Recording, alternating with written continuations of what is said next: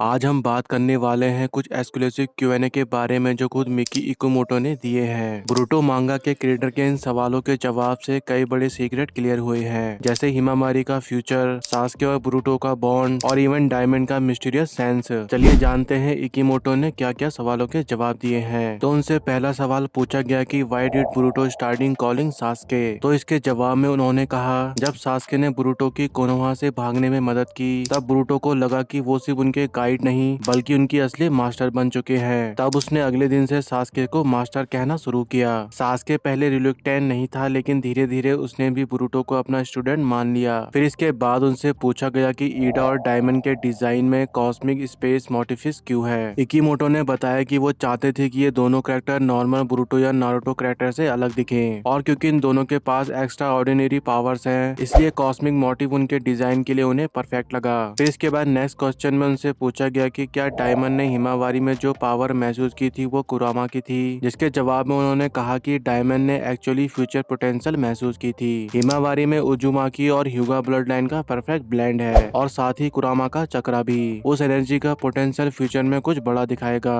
कुरामा, ह्यूगा, उजुमाकी, इन तीनों का पता नहीं गाइस ये क्या दिखाना चाहते हैं। मुझे तो ऐसा लगता है जैसे ड्रैगन बॉल जी में गोहान के पास छुपी पावर्स हैं, वैसे ही शायद ये हिमावारी को भी दिखाना चाहते हैं। बाकी देखते हैं आगे क्या होता है। फिर किसी और फैन ने उनसे ये क्वेश्चन किया कि जूरा के पास जो नोटबुक है वो उसमें क्या लिखता रहता है, जिसके जवाब में वो कहते हैं कि वो नोटबुक जूरा का पर्सनल जर्नी है। उसमें वो अपनी डेली डिस्कवरीज, इंटरेस्टिंग फैक्ट और नए आइडियाज लिखता है। जूरा का नॉलेज बहुत ही वास्ट है, इसलिए ये नोटबुक उसके लिए एसेंशियल है। गाइस ये बात तो मुझे भी जाननी थी, आखिर वो अपनी नोटबुक में लिखता क्या था। तो फाइनली अब हमें पता चल ही गया है। आप में से कितने लोगों को ये जानना था नीचे कमेंट में जरूर बताना। अब इसके बाद छठे क्वेश्चन में उनसे पूछा गया कि ब्रूटो ने जो अमाडो से बात करते वक्त फ्यूचर ग्लिम्स देखे, क्या वो कोजी के प्रेजेंस से रिलेटेड है, जिसका जवाब देते उन्होंने कहा बिल्कुल नहीं, ये ग्लिम्स मोमोसकी की पर्सनल एबिलिटी से था। वो थोड़ा बहुत फ्यूचर के फ्रेगमेंट देख सकता है। कोजी का प्रेजेंस एक सिंजू है, जबकि मोमोसकी की एबिलिटी उससे इनफेरियर माना जाता है। अब इसके बाद उनसे पूछा गया कि हिमावारी पार्ट 1 के बाद कहाँ और कैसे रहती है, जिसके जवाब में उन्होंने कहा कि हिमावारी ने यह खुद डिसाइड किया है कि वो अपने पुराने घर में अकेले रहेगी। उसका मानना है कि उसके परिवार के लोग वापस आएंगे, तब तक वो उनके घर को प्रोटेक्ट करेगी। अब इसके बाद उनसे पूछा गया कि कवाके का फेवरेट तयाकी फ्लेवर क्या है। इसका जवाब देते हुए उन्होंने कहा कि पहले उसे चॉकलेट पसंद थी, लेकिन बाद में उसने बीन पेस्ट फ्लेवर को अपना फेवरेट बना लिया।